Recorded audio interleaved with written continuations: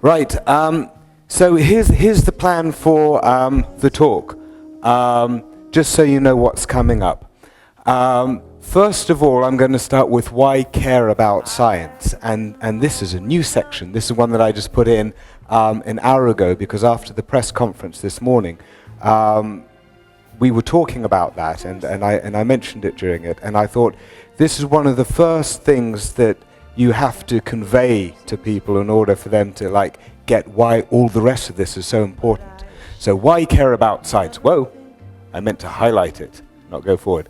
And then I want to go on to what is the Eastern European problem at the moment, in all of its dimensions. Then the framework programs, which is the big European-wide mechanism by which we get all this funding to do our international projects. Then I want to come on to the analysis that Professor Martin McKee and myself did of funding in the European Union, the project that we were on, and then the conclusions that came from that, and then the key recommendations that we pulled out from that, and one of those is the salary issue that you might have heard me mention or write about before, if you know anything about me. And then, you want me more here. Understood. And then we will have a coffee break, because that'll be about 40 minutes to an hour for the first section. We'll be needing coffee by then. And then, to entertain you, I actually have a couple of videos of some of my colleagues who are very knowledgeable in this area, and I just went and interviewed them with my iPhone, and I will show those to you so you can get some different perspectives, not just mine, on all the issues around it. Then it's important that you know what the Commission has planned in order to change the situation, and then I want to integrate that all together to say what can be done by people in general, first at the Commission level, but then at the national government levels, then at the research institutions, and then at the levels of individuals and teams and small businesses. And then we can debate, we can discuss, we can disagree, but hopefully we can agree to walk away as friends still at the end of that, if we have particularly harsh disagreements about what needs to be done. So, to kick this off then, why care about science? Well, there's a new appreciation, which is, as Bill Clinton once said, it's the economy, stupid. It really makes such a difference to a country's economy. Now, in the UK, there's lots of advocacy groups trying to push this point, like scienceisvital.org or scienceogram.org, all raising awareness of the fact that once you invest money in science and innovation and research, all the evidence shows that it brings in great return on investment. In terms of all the small businesses it starts up in particular, because that makes up a vital part of the economy. And also it goes beyond just those small businesses and the business environment. Of course, it's about the fabric of society, the education system, and also in particular, if we're talking here about health and life sciences, a modern health system in any country absolutely needs all the scientists around it investigating the efficiencies, digging into the system, find the evidence and feeding it back in order for those systems to do well and to flourish and be more economically viable, more effective, more efficient. So ultimately, if you invest in a decent science system, then we are talking about also the quality of your children's education, job opportunities for you because you've got a more exciting entrepreneurship environment, which then knocks on to your country's economy. And when we're talking about life sciences research, in public health and health services research, that also comes down to your personal health, because you want to know that you can go into a local hospital and they are using the right drugs and the right equipment and the right processes and the right systems, like technological systems behind it, in order to make sure that you get the best quality of care. So it comes down to all of those. And there was a report, June 2009, that from the OECD, that's actually saying precisely these kind of points. That I actually missed. I know, I'll come on to that in a sec. But the basic point is that you can invest in innovation to get your economy going. And the example that they gave here is that this has been done before. So the governments of Finland and Korea, both, if I'm reading the quote here, both have demonstrated during past downturns that bold innovation policy can start making the kind of changes that get them really back on track. But sometimes it requires a bit of a crisis in order for that to happen. Now, certainly in Eastern Europe, there is something of a crisis with brain drain, and there's a lot of opportunity happening at the same time as people are thinking about how to address that. So, just to put this in general terms, here's some advocacy from the UK. Scienceogram, brilliant site, and it's all about how little we spend on science compared to the size of the problems. And it's got lots of banners like this. Cancer kills nearly a third of us. We spend about £5 per person per year looking for a cure. Now, if you think about how much we spend on kind of like junk food, alcohol, going to the cinema, you realize in general how little we're investing in science. And then you get kind of an idea of, if we were to invest more in science, think about the lives that saves just within the health research. And this is appreciated right across the board. Even the Bank of England have made a statement saying that universities are the perfect foil for markets.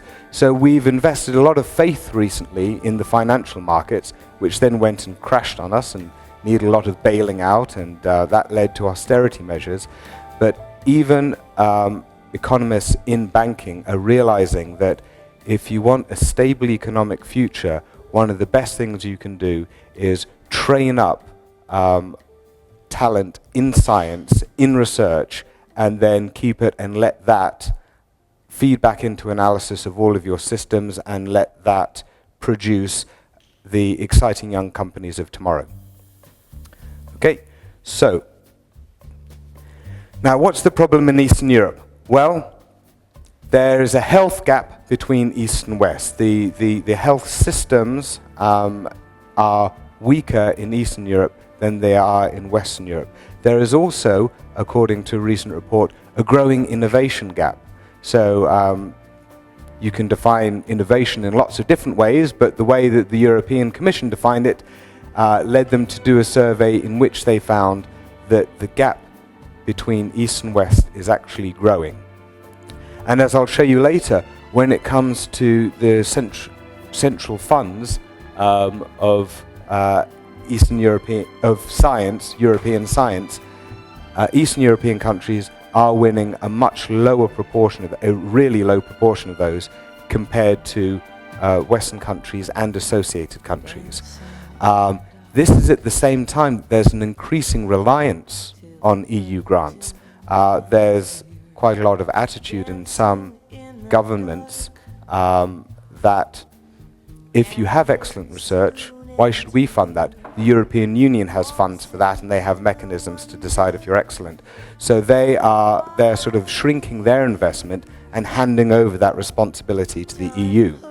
But as anyone who's worked on an EU grant knows, and we'll come back to this very strongly later, the EU grant pay, if you work on an EU project, is linked to your the pay rates, your local pay rates. So even if you go and work on a big international project, you cannot escape your local pay rates, which I have a problem with, but we'll come back to that later.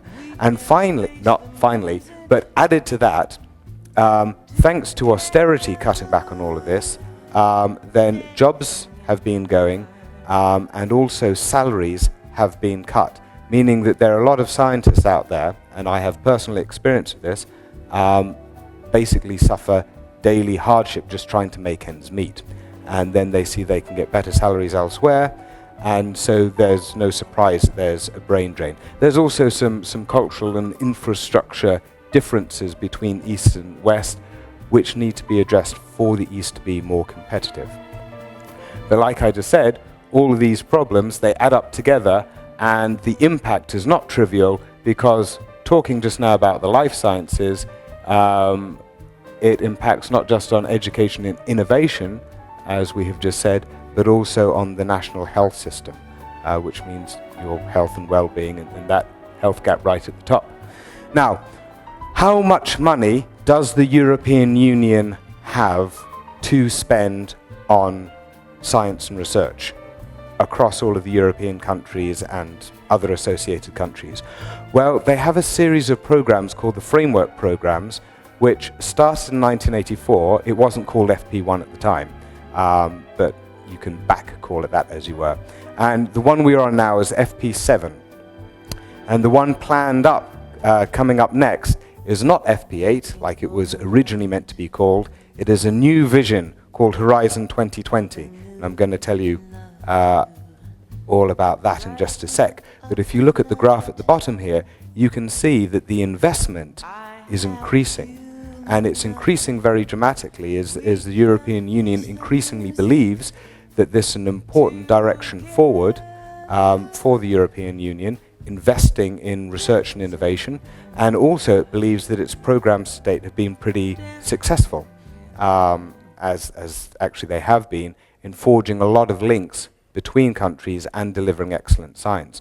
So you can really see that that investment level is increasing. Now, the top dotted line was the original plan to have 80 billion, but then it got negotiated down to 71 billion. But you can still see that in terms of investment per annum, we're really shooting up. And this is at a time when in the States, their investment, their public investment in science is actually stagnating, thanks to recent financial and political events. And also in the UK, our Chancellor, Osborne, decided to keep level our science investment.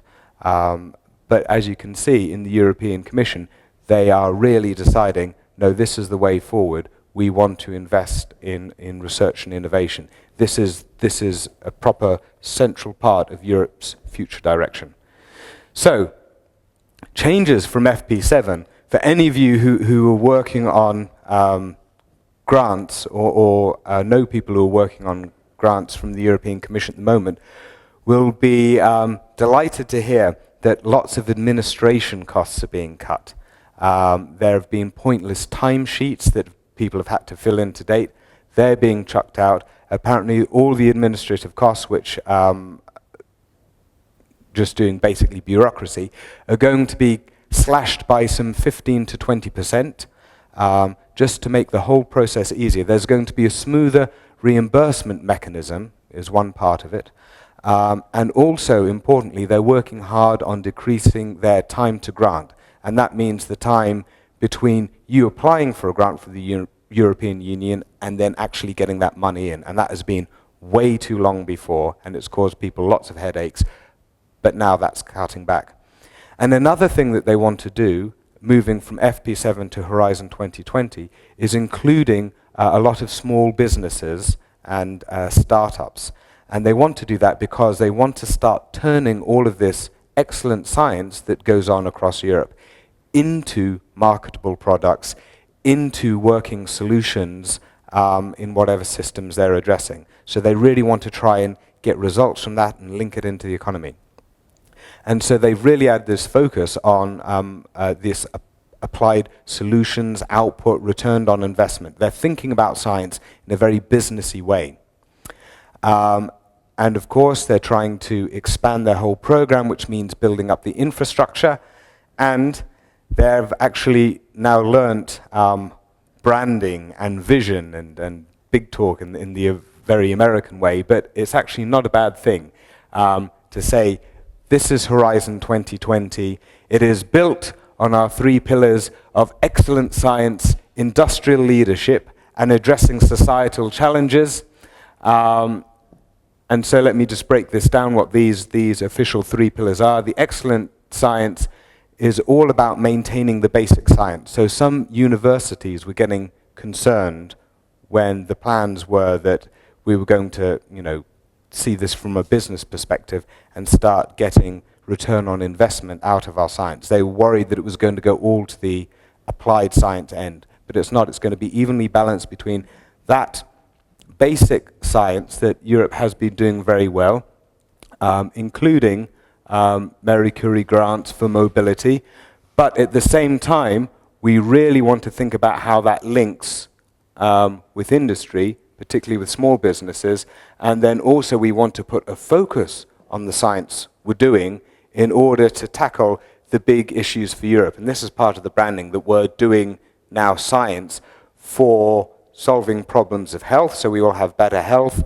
our food supply, energy, cleaner transport, climate issues and environment, and also more inclusive societies. So you're thinking about socially disadvantaged people. And so this is the sort of package that they're looking at. And that's even been sort of like budgeted down into a total of 100%. And so that was initially 80 billion, but now it's 71 billion, broken down according to those streams. So that's what's coming up, and that's the vision behind it. Okay? I thought that was important background to have before we then go and talk about Eastern Europe's place in that, and problems and what can be done, just so that you know what's coming up, so you've got an idea of what to get involved in and what needs to be tackled. Yeah, and this is just to say, here is, this is all in pounds because I took this from another talk. Here's the Horizon 2020 budget. If a fifth of that is spent on health, which is our area of interest, here's how that compares to the UK's National Institute of Health Research budget, our Medical Research Council, the Wellcome Trust, our biggest charity, or another estimate of total UK health expenditure. So you can see it's not insubstantial. The Americans invest hugely in this area, which is somewhat ironic given that they've got such a broken healthcare system. Their actual health research science is brilliant, but they're not feeding a lot of things in the right way, but that's another point. So what we did, and I want to introduce the project and the work that we did, just so you get a background of how I came into all of this, into analyzing what the European Union has been funding in health-related research, and then the conclusions that come from that. Oh, by the way, if anyone's got any questions at any point, you can just throw them in. So don't feel as though this is like overly formal. If there's something that you don't understand on a slide, or just have a query and think you're going to forget it, feel free to put up your hand or just shout out and heckle me. It's all fine. But anyway, this was our project. It was called Health Research for Europe. And the idea was, when it was originally funded, was that we would be discovering the very best health-related work that the European Union had funded, and we would be telling about what it had achieved and all this kind of stuff. And so we said, okay, yep, that sounds like a good project. Give us the database of all the projects that you've got. And then they said, no. We said, why not? And they said, well, it's private information about the researchers. And we said, you've got to be kidding. This is not a data privacy issue. This is public funding money. We had to almost threaten to sue them in order to get this information, but we got it. And that was 27,000 projects of all the research that they had funded under FP5 and FP6. So we're talking 1998 to 2006, I think. I hope I've got that right. But that bracket. And we started out trying to screen it for the very top projects, but we found lots of problems with their databases. And this started us on our path to, critiquing how they operate in terms of their information management. But anyway, so we sort of had a bit of a change.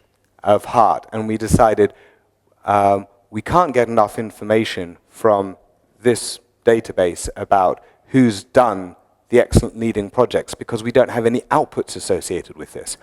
And then the contact information in this database about the researchers, well, that was pretty inadequate as well. I mean, a lot of the time the information was missing. When there was information there and we tried to call them up or email them, that information was obsolete. And then when we did get through to project leaders who had run projects, their response rate in terms of helping us out was pretty poor. So after a while we said, okay, change of plan, we're going to drop this. We've got a database of 27,000 projects. We've got all of the finances associated with this. And also we've been going through all these projects, meticulously categorizing them. Let's just do an economic analysis on what has been funded.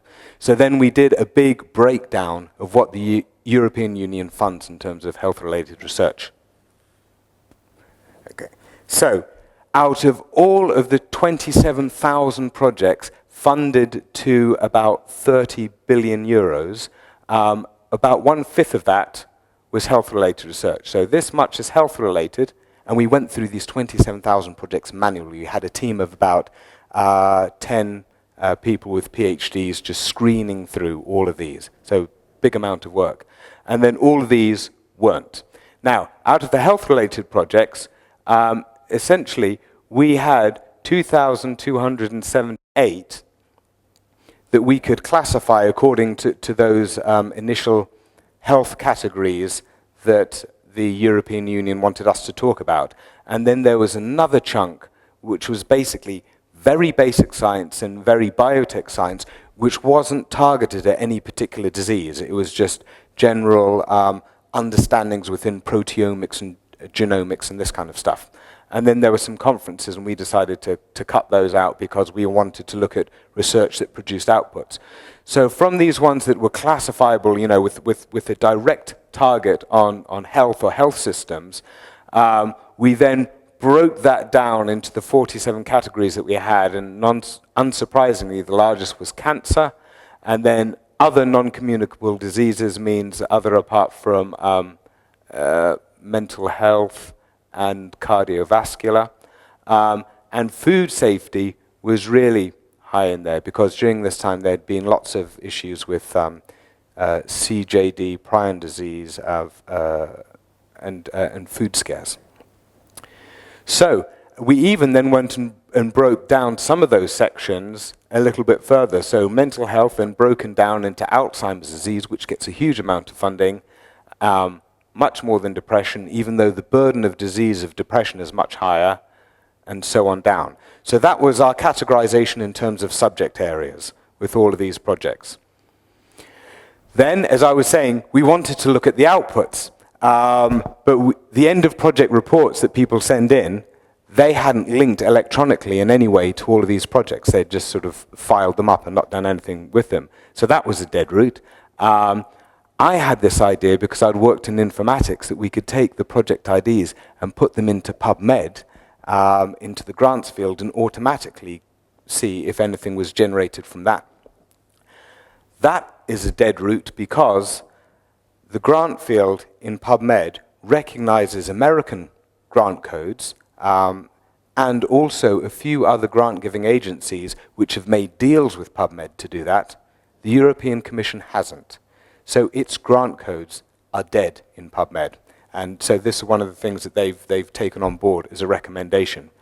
And so then, like I said before, we tried that route of going to the principal investigators on these projects and saying, hey, what have you done? What are the outputs? What have you learned? What productivity have you had from your health-related research?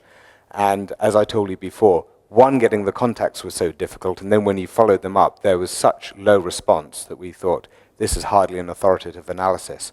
So then, someone that I worked with had this great idea of, well, if you can't put the grant codes into PubMed, why don't you put them into Google Scholar? Because Google Scholar scans the whole article that's been deposited, so it will cover the acknowledgement sections. So we tried some of those codes, and they worked. So we put them into Google Scholar, and from that, we got by an automated process. So we did a program that just ran them through.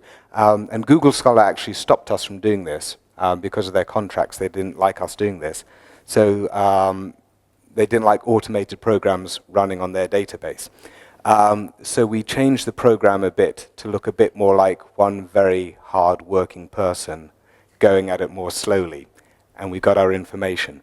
So we actually got all the papers produced from all of these projects of interest and the citations associated with them. And then worried that people wouldn't trust Google Scholar, I had this idea that why don't we actually take those titles that we harvest from Google Scholar and feed those titles into PubMed? And that worked too.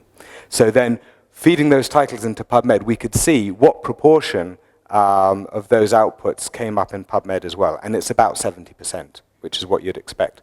And so that was a big paper that came out. And this was actually in The Lancet, the outputs of health-related research. And what we actually found is that 50% of projects had no representation in Google Scholar, and 56 had none in PubMed. So it was a case of wake up, there are lots of projects being funded that aren't putting anything out there associated with their grant codes. But one point that I'd like to make, because it did get some pushback from the Commission, one point I'd like to make is it really depends on project size. So you can see with lots and lots of little projects that are sort of like personally funded grants, they're quite unlikely to publish anything. But as soon as you get into the 240,000 to 1 million project range, then that level really jumped sharply to about 80%. And one thing that you can't see here, what causes this jump, I've actually got from another paper, and I've worked out that at this kind of like 240K barrier, what happens is this is when the international projects start being funded. And so when you've actually got international teams, they're more likely to publish, and international papers from papers that are published by international teams also have better citation statistics as well. So international projects are very more prestigious and more important, and so the European Union is actually doing a very good job at making sure that linking happens, because there's lots of evidence that this is a productive way to go. So we also looked at countries. So here is the country population, and here is the number of projects that, number of health research projects that the country has participated in. And I've just sort of put in a regression line there. And you can see Italy, France, and Germany, they're sort of like all on the same sort of rate for big countries. United Kingdom in health research does brilliantly. And in fact, we lead some 20% of all the health-related projects funded. So I wrote an article recently of why the UK should stay in the European Union. And one of the major reasons is because we do so well from the science.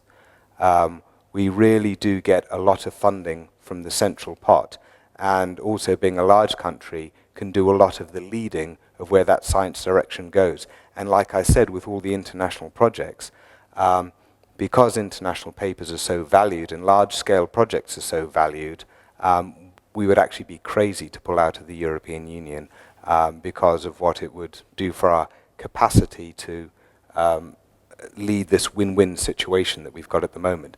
But let's go down to the lower end where the smaller countries are, and that's zooming into the lower end. And you can see that per population, some of the Eastern European countries, Poland, Romania, Portugal now isn't doing so well, but Bulgaria, they've got worse sort of rates, shall we say, than the Netherlands, that's doing brilliantly, as is Denmark and Switzerland and Sweden and all those nice little clean countries up in the northwest that do ever so well. But there's something else that you should look at, which is, okay, they might not get a lot for their population, but what about for their researcher base, for all the researchers that they've got, involved? in the country. And so then we've plotted that out too, and the size of the bubble is kind of like the size of the country. Black countries are the newest 12 members. Grey is the original 15, and white, even though they're all small, are the associated countries that contribute funds in order to participate. And they all do brilliantly, the associated countries, but the actual full members that are the newest members are sort of lagging down here with lower amounts of their population being involved in research.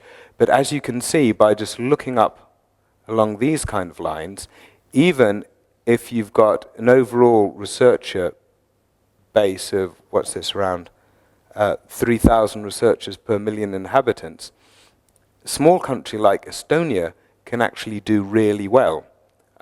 It's not far off in terms of proportion of researchers per population is France and Germany, but in terms of winning EU grants, you know, it looks to be doing really well. So maybe it's relying on EU grants a lot more than national grants. And then, even though the participation is low, I went and did some research about, you know, what else has been written about this.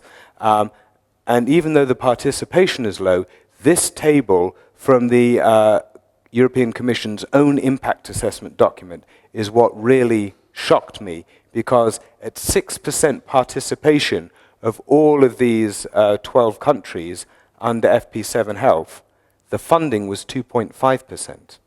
So to put that 2.5% in context, it is 1/34th of what the EU 15 got during the same time. So they got 34 times more funding, but they're only about 4 times bigger population-wise, and their GDP is only about 12 times bigger, and their contribution to the EU budget is only about 13 times bigger, something in that kind of region. So that really is drastic underfunding. And I started looking at the ratio between participation and actual funding, thinking, why is that? And I don't know what my next slide is, so let's have a look. Aha, yeah.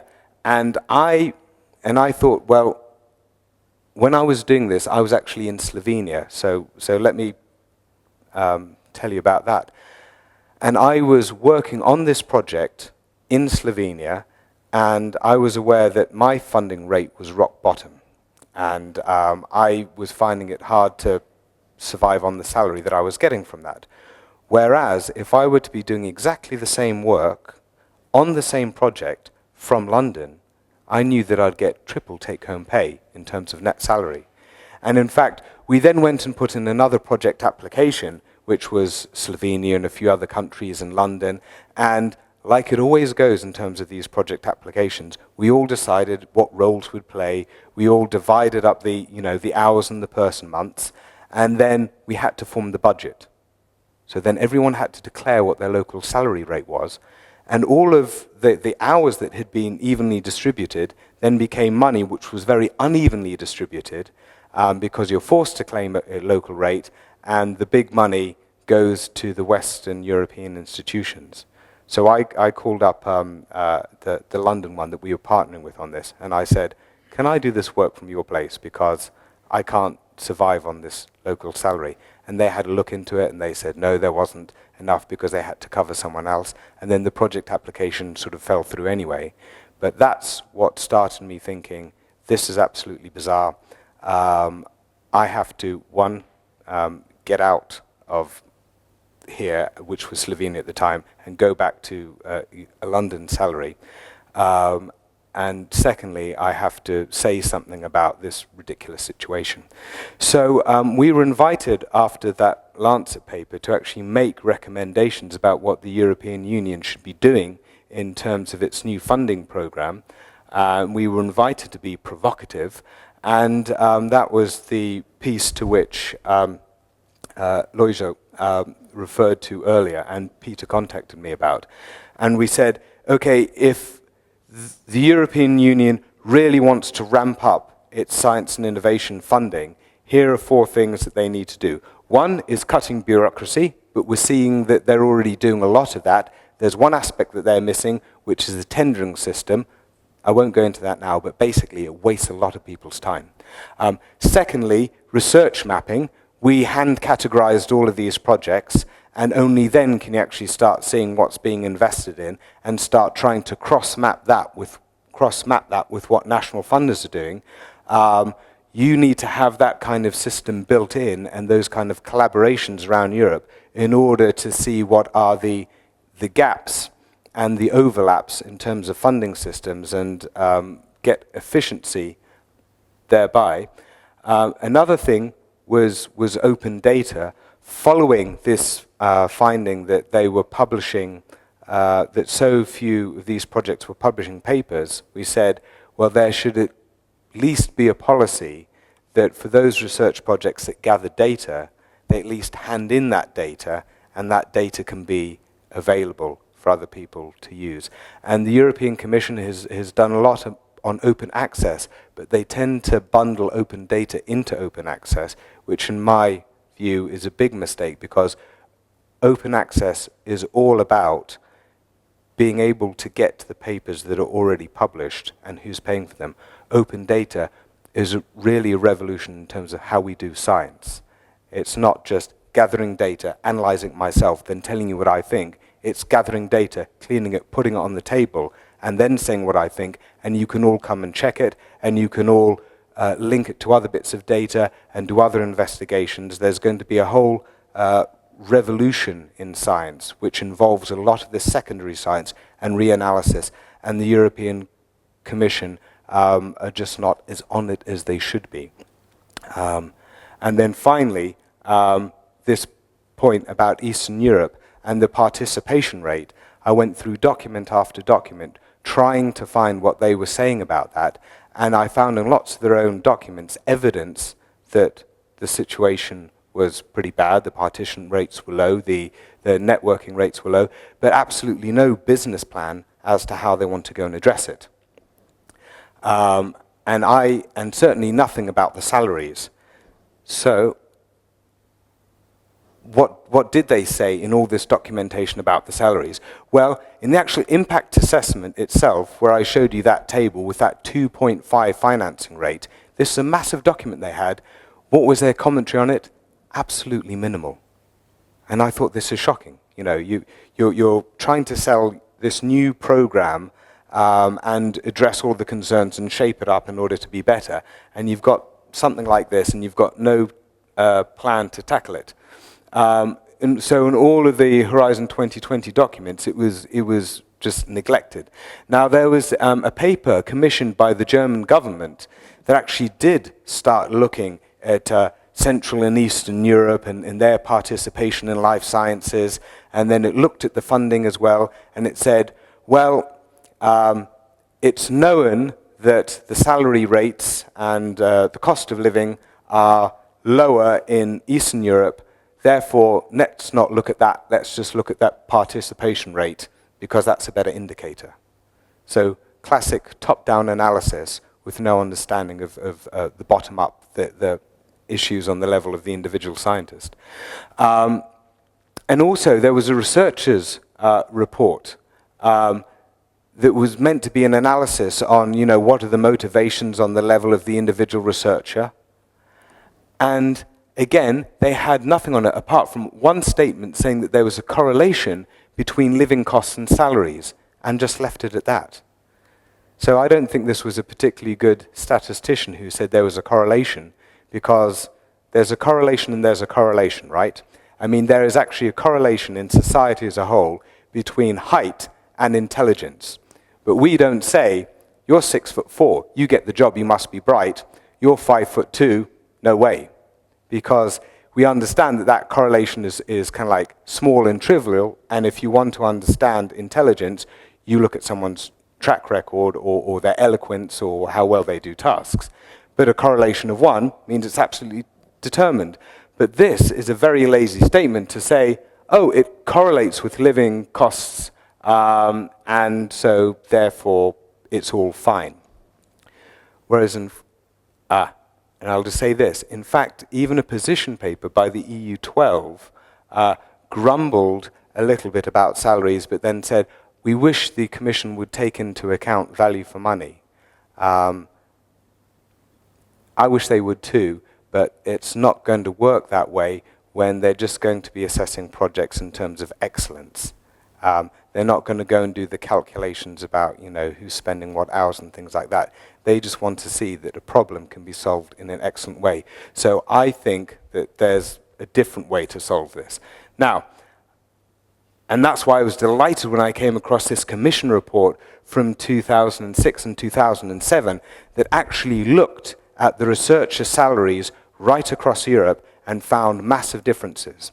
It then regressed out all of the living costs and still found massive differences to exist. So anyone who says that the recompensation is fair because it's living cost differences, you can just point them to this and say the Commission's own report proves that that's not the case. So they know this full well, that they're paying salaries in some countries that you can't live on, and they're paying salaries in other countries to do the same work that you can live very well on.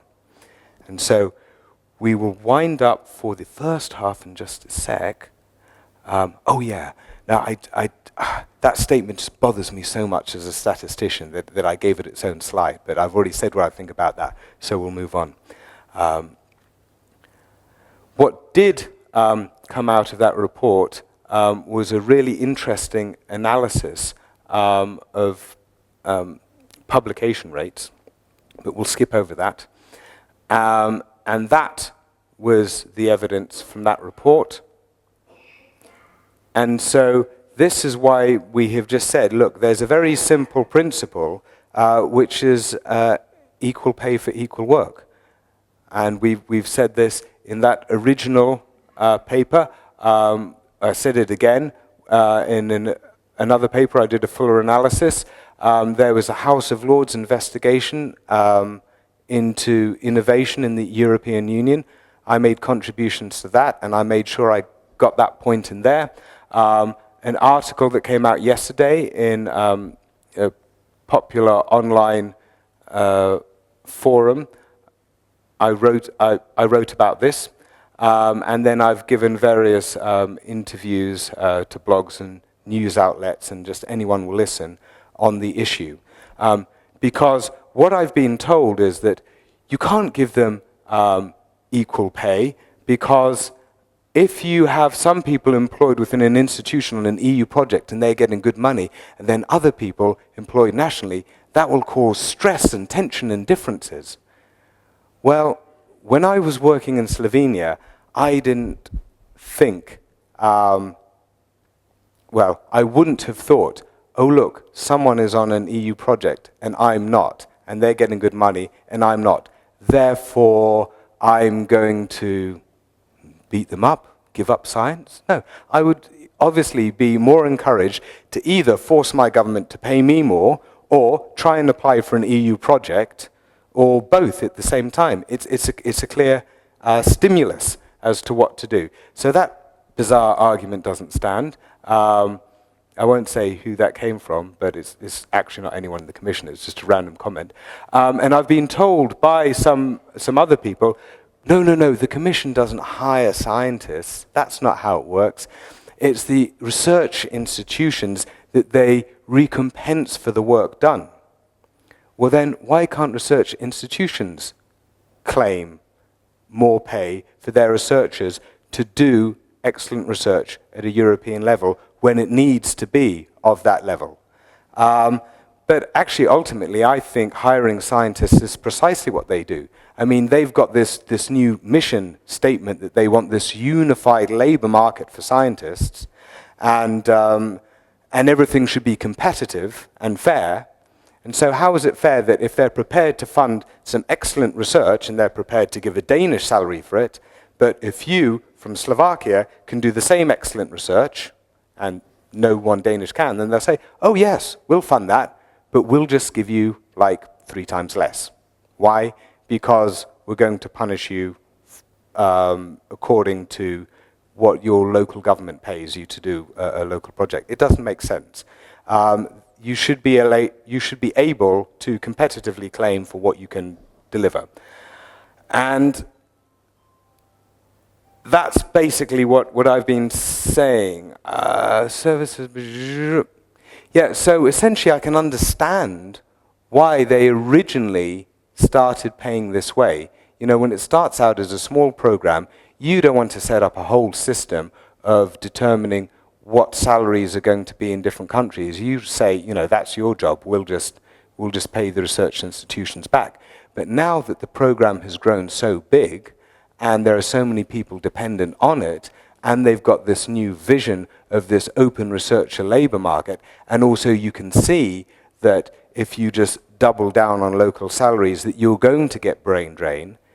Once you have all this evidence to hand, now is the time to start making a change based on that.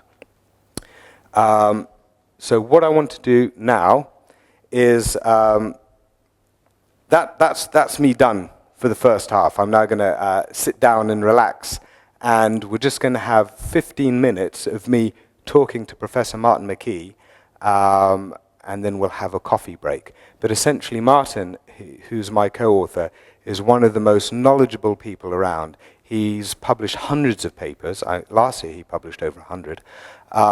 And he is a professor of public health in Europe.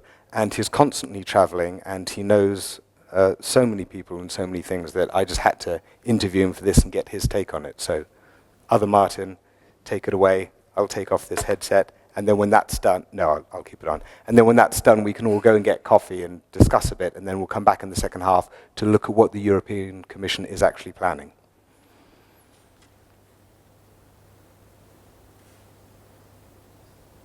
Hi, Martin. Well, thanks for taking the time to share your thoughts on all of these issues. I've got a range of questions here that touch on a whole variety of issues around Eastern European health and science capacity. Can you all hear that okay? But first of all, could you just for us give us a sort of holistic picture of health, hospitals, public health policy and research capacity surrounding health in Eastern Europe? Where is Eastern Europe now, and what does it need to do in general? Well, we can look back to the 1980s at a time when health was stagnating, life expectancy was stagnating in the countries of Central and Eastern Europe. In fact, that conceals the fact that it was getting worse for adult health. Can you go louder? And it was compensated a bit by improvements in child health. Now, since then, there have been marked improvements right across Central and Eastern Europe, but there's still a large gap in life expectancy with the West. All the countries began to improve in the early 1990s, but they still have quite a long way to go to close the gap with Western Europe. Right. We also have had significant problems with healthcare. Clearly, there have been great improvements in the management of chronic diseases in particular. Life expectancy at older ages has improved greatly, but again, there's still a long way to go. In some countries, there have been significant problems in retaining the health workforce as younger people have moved to Western Europe because of free movement within the European Union, and the fact that the Western European countries have not been training enough to satisfy their own markets. Yeah. And what about the research workforce surrounding that core health workforce that's associated also with basic science and innovation and ability to monitor and analyze the whole health systems? Some time ago we looked at the health research output across the world, and we found that there were some parts of the world that were particularly depleted in terms of their capacity. Post-conflict societies, West Africa, small island states, and the countries of the former Soviet Union. Right. The situation in Central and Eastern Europe is not as bad, but of course within all of Europe there's variations.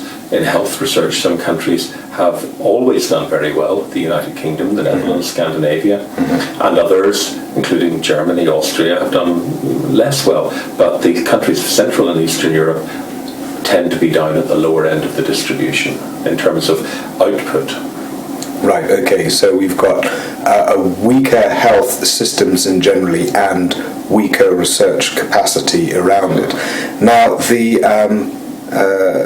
the students coming through education system and universities, would you say the education system is strong enough to make a good sort of researcher base at the lowest levels in these countries? Does the education system need to be significantly strengthened up, or does the problem come with people leaving when the job opportunities in those domains encourage that drift? Well, there's a great deal of variation in the quality of higher education in all countries. My own country, you go from Oxford, Cambridge, London at the top, right down to some other places that really have quite a long way to go. And similarly, within Central and Eastern Europe, there are some universities that have produced world-class research, but others where, again, there are gaps. But I'm not sure that the education is really the problem. I think the issue is retention. Right. And it's the ability to keep people after they have graduated, even if they go abroad for a while, to enhance their skills, then to bring them back again. And in general, countries have failed to invest in good career pathways. Very few countries have systems of doctoral, postdoctoral training that is fully funded and that will provide people with a living wage that will allow them to progress up the system. Yeah, and to attract foreign researchers in as well, to give it that international mix of ideas that you see so much here in London. So when Eastern European institutions work on projects internationally in collaboration with institutions from London and Denmark and France and so forth and so on, are there any notable cultural differences in terms of how they operate, how they think? No, I don't think so. I think if we were to look to the countries of the former Soviet Union, and I'm excluding the Baltic states here, but if we look at the Central Asian republics, yes, definitely there are cultural issues there because the legacy of Soviet science. But within the countries that are in the European Union, not at all.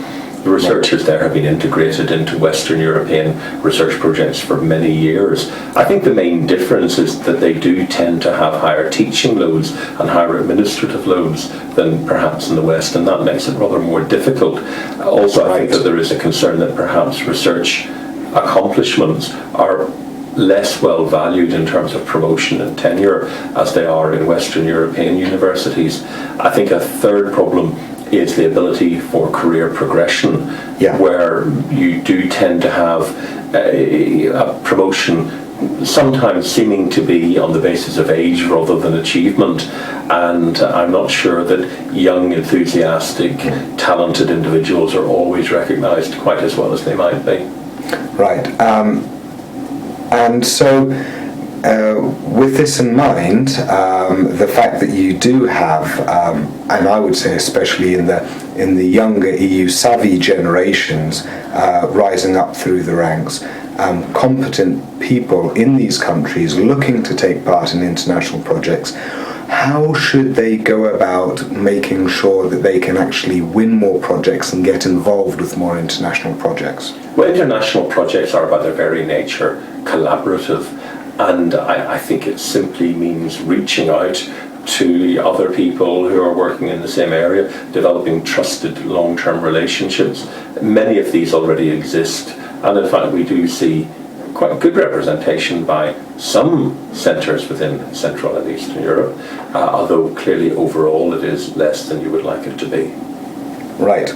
So there should be a drive to get up better representation in general, just to increase the networking between the East and West. Do you think in Western Europe there's any resistance or prejudice to Eastern European I've never seen any. I think the issue that we're moving towards is the concern that perhaps the governments in these countries are failing to invest adequately in their own capacity. Clearly they can draw on international funds, but you do need to have the base there, the career progression, the infrastructure in place. And unfortunately, when you compare what's available in Western European countries like the Medical Research Council, the National Institute for Health Research in the UK, in CERM and others in France and elsewhere, then there is a real lack of investment from national resources in making sure that there is a research base, and also the infrastructure that goes with that, the investment in databases, the investment in research capacity within healthcare facilities, and so on. That really should be a priority. But that is a priority for the national governments, although of course they can look for structural funding to help them to do that. Unfortunately, so far, few have done that, but that's partly because they have not themselves placed a priority on enhancing their research infrastructure. Right. So to conclude what we've basically, what you've basically said so far, and that is there is absolutely the raw capacity in terms of talent coming through the schools. There is also no resistance in terms of the rest of Europe in integrating in teams between East and West in order to have excellent research projects.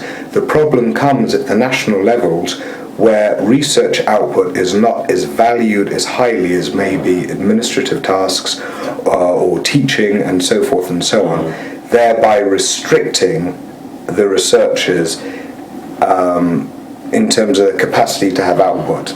That's a pretty good summary. How much do you think salary comes into all of this? There's clearly an issue with salaries because, of course, we know from our own experience many people who have been trained abroad, have gone back to their own countries, tried to make a career in research. They're often blocked in terms of promotion, but also the salaries that they can obtain are so much less than in the private sector. I think across Europe we have this unfortunate ideological position that in general public service, government service is bad and private employment is good, and it does make it very difficult to retain the top quality people we need in the public sector, in the universities. Instead, you get people who are grossly overqualified going off to sell pharmaceuticals and things like that, when clearly that's a waste of money all round. Yeah. In terms of people being blocked for promotion, or do you believe that maybe there is a risk, especially at this moment in time, that if a lot of talent does go abroad and looks back to the colleagues who are in power and sees them to be, let us say, of a lesser level of competence than what they see in other international teams, then you could get a structure that is very difficult to overturn at later dates? I think that's true. I think all countries, at whatever level of development, should be working at developing and retaining the highest quality people to be the research leaders of the future. And if those high quality people see that their prospects are much better in another country, then that will simply postpone for a generation the changes that are needed. Yes. So tell us a little bit more about these structural funds, because the structural funds are quite massive compared to what actually comes through in the standard science funding from the Commission. Now, we both know that not a lot of those structural funds have been used in research, let alone health research, even though this is an area that the Commission is very keen on for all of the obvious reasons. Why do you think that is not being picked up? Why isn't that happening? First of all, there's the diffusion of responsibility. To bid for structural funds, you need to get agreement across government, and often in that process, the health ministries and the science ministries are relatively weak. In addition, they have many of their own immediate priorities to deal with. Running a health ministry is a little bit like firefighting, and also you have very limited continuity. I was speaking to a minister in one of the Baltic states recently who noted that he was the 17th minister that the country has had since independence. So there is a real challenge with continuity and capacity that is needed to make the case and then to take it across government, to build the coalitions, to build the alliances, and to point out that for economic development this should be a key priority. But we need stronger ministries to be able to do that. Now, given that the ministries are, as you've told me before, overstretched and running around putting out fires, what can the cool and level-headed European Commission do in order to help them out, enhance everyone's lot, raise awareness? What can the Commission do centrally that would help the situation? To some extent, the Commission has already been working on this. I'm aware that individuals from DG Sanko, the Directorate General for Health, have been talking to ministries of health in the countries that have been most affected by the financial crisis to encourage them to apply for structural funds for health care. But ultimately, it really is a matter for the national governments. The funds are there to be bid for, and if they're not, the Commission cannot tell them to do that. It can simply make them aware that they exist, that there are opportunities. It already does that, although I'm sure that it could do it more. Okay. Is there anything that individual scientists in Eastern Europe can do? Passionate individuals or research organisations, how can they increase their ability to get money in, or to pressure the government in order to open necessary channels of money or cooperation? Well, they should be acting as advocates within their own countries. They should be providing support to their governments as they bid for structural funds. One of the things that has concerned me in a number of countries I work in is that you often see fragmentation with people pursuing their own individual agendas. I think there's a strong argument for the health community, the academic community, to get together behind the Ministries of Health and Social Affairs and Science, recognising that the real battles that need to be fought are within the Cabinet. To try to get the ministries to be the Ministries of Health and Science to support this, you're pushing at an open door. They recognise that too, but they do need the support to make it a reality.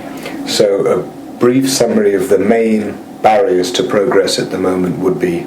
The main barrier to progress is that many ministries do not have the capacity to put together a competitive proposal to obtain the structural funding they need to get the infrastructure in place. I think it's a vicious cycle, because if they could do that once, they could put in place the capacity that would allow them to bid for it for more and more funds in the future. Right. But you need to take that first step. Yeah. So that you're into then the good habit of bringing that money through to start building things up. Exactly. Martin, thanks very much. That's been fantastic. Right, thank you very much indeed. So that's pretty much it for the first half. The first half being a lot longer than the second half. So that was about an hour. We'll have about 15 minutes of coffee now to just, perk back up and have some chats. And then in the second half, I want to tell you about what the Commission has actually got planned. Because if you get on the phone and talk to people, you'll find that now it's starting to get through and there are things emerging, and it's maybe not as bleak as Martin might have been sounding at the end of that interview. So let's go and grab some coffee, and then after that, I'll have about another 30 minutes more of updating you with the newest news and talk about opportunities, because I think there are a lot coming along. Thanks. Okay, survivors, welcome back to part 2. I've taken my jacket off, had a coffee, feeling more relaxed. Clearly what Martin and Matisse were coming down to together was similarly to what I had said, that salaries issue is very, very important for people and, their quality of life, but also an environment around them where young people can get to participate in good programs and then go up a clear career pathway and a ladder without being blocked or stifled by too much politics or bureaucracy. These are the important factors that sort of keep coming up. And I mean, we all believe, because I've been talking with these guys and many other guys, that in terms of the potential of the people in Eastern Europe coming through the system, it's all there. It's just when they get their qualifications, what's next for them is the important step. Their salaries and their career opportunities. Once the country has invested so much in their training, it's at that stage which is the key bottleneck that we need to be kind of like looking at. Oh, and by the way, I will be around at the end of this second half as well, for chatting and catching up with everyone. I've got loads of time to chat to everyone. A couple of people were worried in the break there that was the only time to get me. No, I'll be here at the end. And also, everyone here is more than welcome to, email me or call me up and discuss these issues, because one of the most important things is sharing of ideas and networking, because then that's how you actually find out about opportunities coming along. So, bye-bye, Matisse. Thank you for that contribution. And let's see what the Commission has to say. Now, one of the things that I complained about before was that the fact that you can see tons of popular articles, whether it comes from Greece or whether it comes from Latvia or whether it comes from Hungary or any of these countries. You can find articles on crisis in science, on brain drain, on underinvestment. But when you look at the European Commission's documentation, like I said before, it seems to gloss over a lot of the numbers. Now, they've got big plans for addressing the fact that there wasn't enough industry participation in FP7. We should have more small enterprises involved. And there's a lot of attention being addressed to, gender equality in science and getting more women involved in science, but then also going up through the positions, the career ladder. And these are all good and important, and you would hope that this would be complemented by something dealing with the poorer region, shall we say, or the Eastern European bloc, or just inequalities geographically. But this was surprisingly missing, and it was very frustrating. And whenever it was mentioned, I found it to be in all these documentations in pretty patronizing language, talking about laggard countries and laggard regions, and we won't compromise excellence to help them out and stuff like that. And I was thinking, well, if you actually knew some of the young scientists coming through, then maybe you wouldn't talk about it in the same terminology. You would be talking about, the potential of what's there. If you can see you've got the right people, and if you think you know how to organize research institutions, just put the two together and talk about the potential. I'll come on to that later, but the Commission does have some solutions. You cannot easily find this in their documentation. You can find it in bits and pieces and some side documentation, partly because they're still working on this. But if you call up the right people in the Commission and connect the dots, it doesn't fall on any one person particularly, but if you put it all together, this is a summary of their sort of emerging plans. First of all, you heard Martin talk before about the structural funds. Now, under the same time frame as FP7, there was some 348 billion euros, I believe, about a third of the whole EU budget that was put aside for, in terms of structural funds, right across Europe, not just the regions, but right across Europe, so that there could be various important developmental programs to stimulate things in the right area. What you found is that the Commission was keen to see a lot of this invested in research and innovation programs, and it pretty much wasn't done anywhere. And Mark McCarthy was talking to me about his FIRE study, which looked at whether structural funds had been utilized for health-related research, and pretty much found that the ministries across Europe were fairly clueless about that there was money available, and they were also pretty clueless about the related scientific research in their own countries. So there's a middle layer represented by the ministries of health that really aren't getting the Commission's plans, and they're not getting the researcher base that they need to be interacting and passing information between the two like they should. However, so a lot of that money actually went unspent because people in government felt that they didn't have the time to, go and make all these complicated applications which they didn't understand, so they just left it.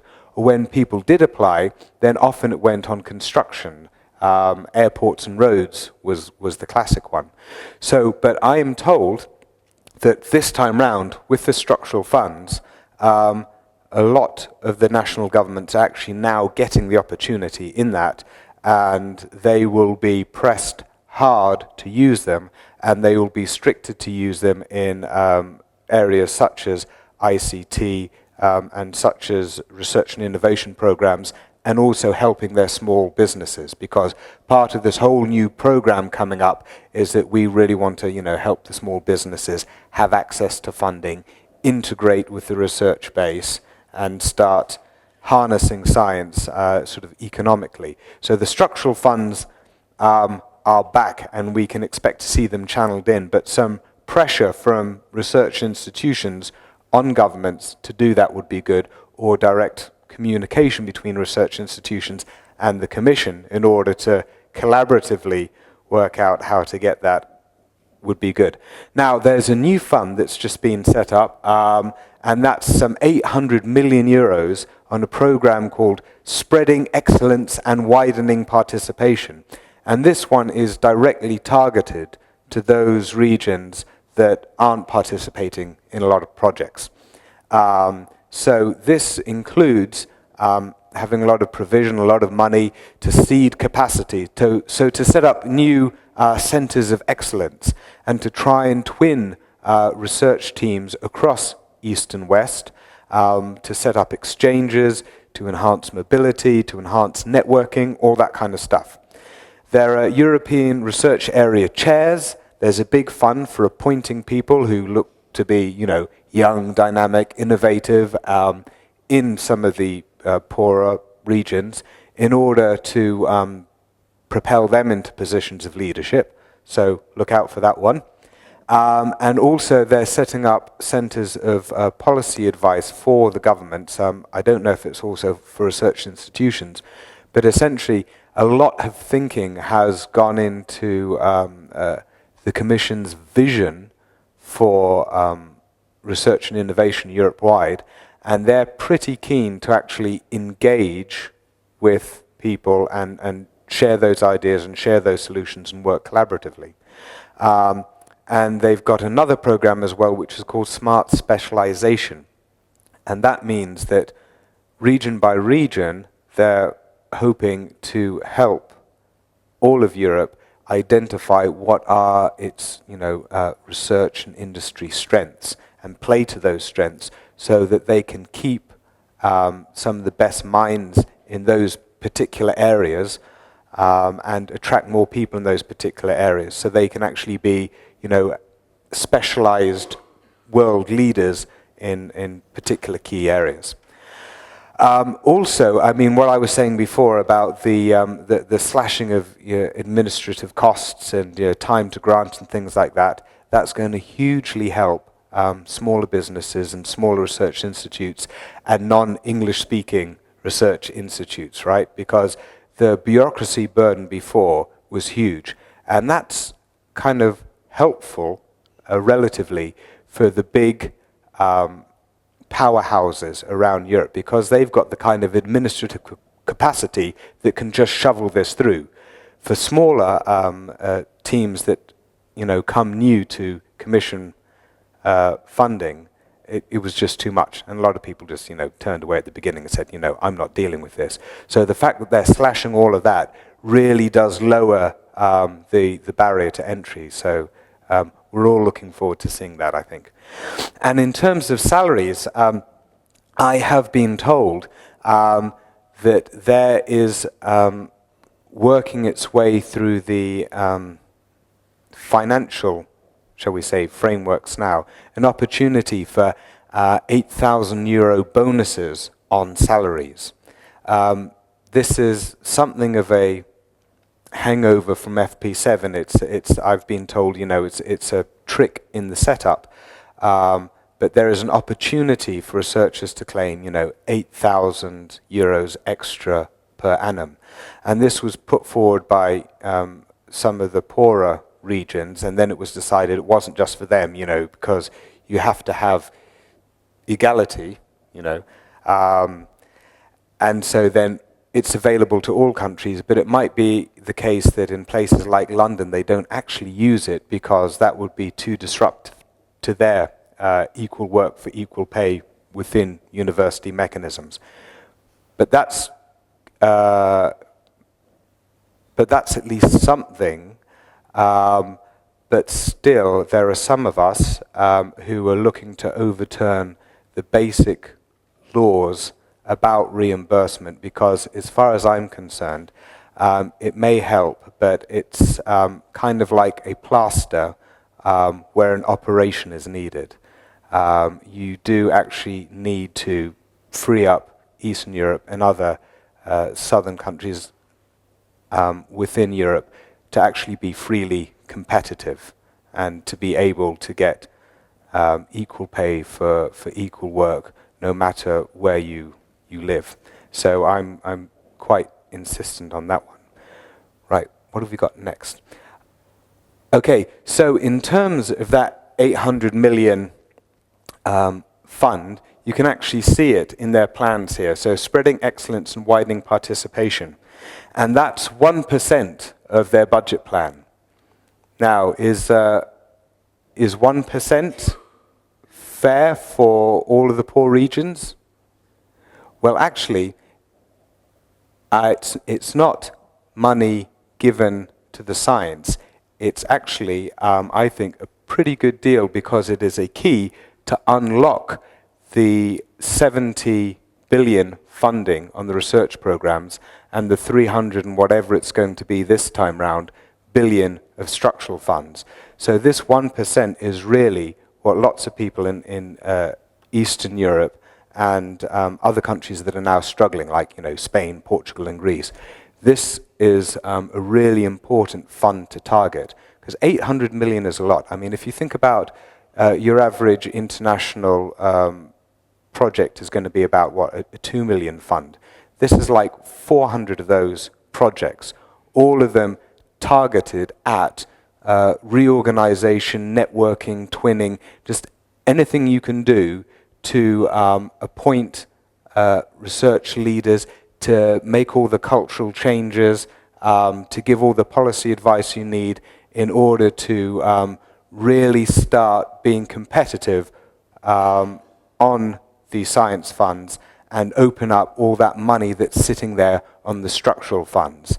So this is a really key contribution, and I think that the Commission should be doing their part in terms of the salary issue, but I also think it's very important across Eastern Europe and other parts, like I said before, to do their part and realize that, wow, maybe we should get in touch with the Commission and start saying, how can you help us out, restructure, because they're offering services for free here, and very valuable services. And like Finland and Korea, we saw before, restructuring to boost your research and development capacity can really turn things around for you. So there's actually a big opportunity here, and I think people should jump on it. So, right, we're pretty much at the end now. I just want to go through what I said before, the levels of what people can do now in terms of this is a moment of opportunity when we realize that there has been a lot of brain drain, and looking forward, science and innovation and research are so important to a country's future. The Commission seems to start to waking up to this now. So there are certain things that we should be pushing them on and taking them up on in order to really get some excitement and dynamism around this to start turning it around. So the salary issue is, to my mind, a critical one to fix, and there's myself and others in a growing number that are actually looking to push this hard and target this and make it happen, and make quite a bit of fuss about it. And there are various windows of opportunity for when you can change things, and we're looking at all of those. Now, the Commission should also be engaging with lots of different levels of people in Eastern Europe and in some of the southern parts in order to maximize its plans. So not just the government, even though it should be pushing on these governments hard, but also the research institutions themselves, developing, packages, strategy packages with them, and then going back to the governments to get this approved. But also, I've talked to people in the Commission who are very keen to hear from grassroots groups, people that come together and represent young science and new innovative ideas, and actually talk to them instead of talking to the politicians all the time. They would actually like to know what's going on the ground. It's good for them, and it's good for all of us if we can get their ear on these issues. And that would really change the feel of the dynamic here. I think it's important to help import some of the Western systems that we know are successful into Eastern Europe, and it looks like they've got policies to do that, and that's good. They should also try and help bring some actual Westerners in, instead of just trying to say, invite some of your best people back to set up research teams. Why not headhunt some of the best talent around the world in certain areas and plant them in and help them set up teams? I mean, I know when I did my PhD, which was on behavior genetics, my supervisor was an American guy that had actually been headhunted from America to London in order to bring in his school of thinking about how our PhD program should be organized. And that was really successful and fun, and had its own energy about it. And I highly recommend that way of thinking. Also, I've got to say, going back to London, just the international teams there are great. There's so many languages spoken in all the offices and corridors around me. So when you do have that international environment, it really is a good melting pot of ideas. And I think instead of just talking about retention of talent or bringing your nationals back, I think the Commission should really actively be talking about how to headhunt, implant people from other areas to seed these centres of excellence. And support for the young researchers that have just started coming through the system to win the money and influence the policy. And finally, and this is what I said before, stop branding Eastern Europe as, laggard, and how do we help them catch up, and what a problem they are, and actually see that you've got the talent here, and see that you think you know how to organize systems, put the two together. It is massive potential. No one talks about China being laggards. I mean, if you look at their research and innovation statistics, they're pretty woeful, actually, if compared to their population size. But no one talks about China in that way. They talk about, China's coming along, it's got a lot of potential. Well, Eastern Europe has got a ton of potential because it's got a lot of things fixed that China still has a long way to go to fix. So let's talk about Eastern Europe's potential here, because that is the reality. Now, on the action level of governments, well, they haven't been doing that much so far, so they're going to need to be pressured because they respond to people. They respond to the Commission because they respect the authority, and they respond to pressure from people. So let's make sure we get together and provide both. Commission and grassroots groups and institutes should be pairing up to put pressure on governments to do the things that governments need to do. I've put it top, invest in reorganization, not hardware. That's almost like, that's a note that where the money needs to go is in individuals, and it is in restructuring organizations and career pathways. It's not in buying fancy labs that are then going to sit around and be admired. Okay, and there are some people that are quite keen to do that. Those people should be avoided. Okay, it's all about restructuring the systems to be competitive and let the good people who want to do good for others come through.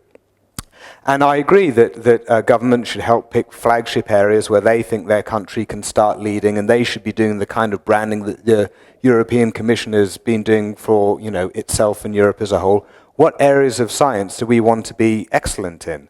What's going to be our badge of pride? Have a think about it, pick it. The Commission is offering policy advice, and we should make sure that ourselves as individual scientists band together, form groups, and start being loud about what we think are productive areas. And also, the Commission has made this big pot of money available for integrating all of these small businesses into their new program. Now, small businesses in most countries don't know this. So where do they go when they're starting up and are looking for funds? They usually by default go to their governments. So let's make sure that all these governments are aware of these funds and are communicating that to all the small businesses starting up. Let's make sure that they've got good websites that communicate that, because if these small businesses are starting to pull in the funds, a lot of that is going to be in collaboration with research institutes.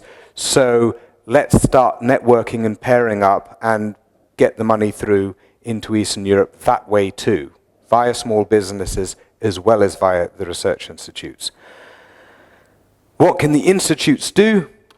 Network. First of all, they should be networking with their small businesses, and they should be networking with Western institutes, because and they should be doing this at conferences, and they should be pestering governments and the Commission for money to send their people to conferences, because when you know what's going on in your field and all the other operators, when they decide that they want to put in a project proposal and they know that they like your thinking, they're going to call you up and say, we don't have any Eastern Europe representation. Do you want to be on this? And that's oftentimes how it works. But the institutes here need to be aware that sponsoring networking of themselves with others in Western Europe and with businesses at all levels is really, really productive to getting the money in. They need to make sure that they've got clear, clean, good, strong career pathways, so that if they do have good talent they've started to train up, that they can keep it, and that they can attract other people in and say, look, here's how it goes. You come in at this level, but then after postdoc, we've got our lecturers, and then we've got our professors. This is the kind of support and training we offer them along the way. So if you're at this institute, then you've got a good future with lots of good training opportunities as well. Remove bureaucracy, open up transparency, and importantly, always in terms of people, look for those people who don't see as opportunity for themselves, but rather want opportunity for themselves and others. And there's a big, big difference. But if you get the latter into positions of power, then that's really good for everyone. So opportunity makers and not opportunity hoggers. You look out for those people. And like I said, more linking and putting value on getting money in, putting papers out, and don't do it just by politics and, you've been here a long time and slap on the back, because much as it's nice to support friends, you also have to always be thinking about making a better research environment for the whole institute and for the whole country. That goes everywhere, but now, individuals. So if you don't represent an institution and you're not a commission policymaker and you're not part of the government, what can you do? Well, what we're doing here today, I think, is really important. If you've got a research team, just make sure that you get to conferences yourself. Make sure you publish what you can. Get to conferences yourself and get all your PhD students and postdocs or whatever also to conferences. It's all about knowing people, knowing what's going on, and then that's how you get to be part of a lot of these international research projects. And once you've been involved with one or two, people know who you are, people will call you up again when they're applying for other ones, or you can start up one of your own, and then you know who else you want to involve. Because basically, if you're going to build an international team, who are you going to build it with? You've got to know who's out there, and you've got to know who's got skills out there. That's how you get the international money, by knowing other people and being able to put together the teams. And for all the PhD students and postdocs, just make sure that you yourself network, you write academic papers, write blogs, write on social media, but just start getting to know people and getting involved in policy. And to finish with a quote, we want our best researchers to have that, extraordinary and exciting luck, right? No matter where they are in Europe, you want that opportunity for luck. Well, the Roman philosopher Seneca the Younger said, luck is what happens when preparation meets opportunity. So let's make sure that on the level of the individual, the research team, the institute, the government, and the commission, we prepare the ground really well for that luck to come along and people to pick up top jobs, work hard, get out the good papers, put together excellent teams, and do well by their institution, their country, and Europe as a whole. And make that pan-European vision of really strong innovation that benefits us all and comes back to economy, health, and all of that. And that's it. So thank you very much, guys. Thanks for your patience for this marathon session on all of these issues. And I'd like to say special thanks to Kosovia Life Sciences. Their logo is bridging the gap, isn't it? And really, in terms of East and West, they absolutely do. This what I said this morning at the press conference, and I want to say it again, and that is that when Peter first called me up to say, your paper is absolutely brilliant and it's going to be really helpful for our thinking, I said, okay, well, here's some more links, I've written more on it. And then he got back to me and said, great, can we have you for a talk? And I said, okay. I didn't think much would come of it. But then immediately they got back to me again, and Norbert got back and they said, okay, what date suits you? We can organize the flights, accommodation, just tell us when, we'll put it together. And then I thought, okay, these guys are serious. And they're fast, and they're efficient, and they know what they want to do. So I said, okay, let's do this. And they went about arranging it, and since then we've exchanged so much information in terms of what we've come across. And it's absolutely clear that they do understand the mentality and the opportunities here in the East and how things operate, but also in Western Europe, and can see how to put the two together. So I think they're very new, but I really do think that they've got a great future in helping make that link, and I hope we all do well by it. Thank you.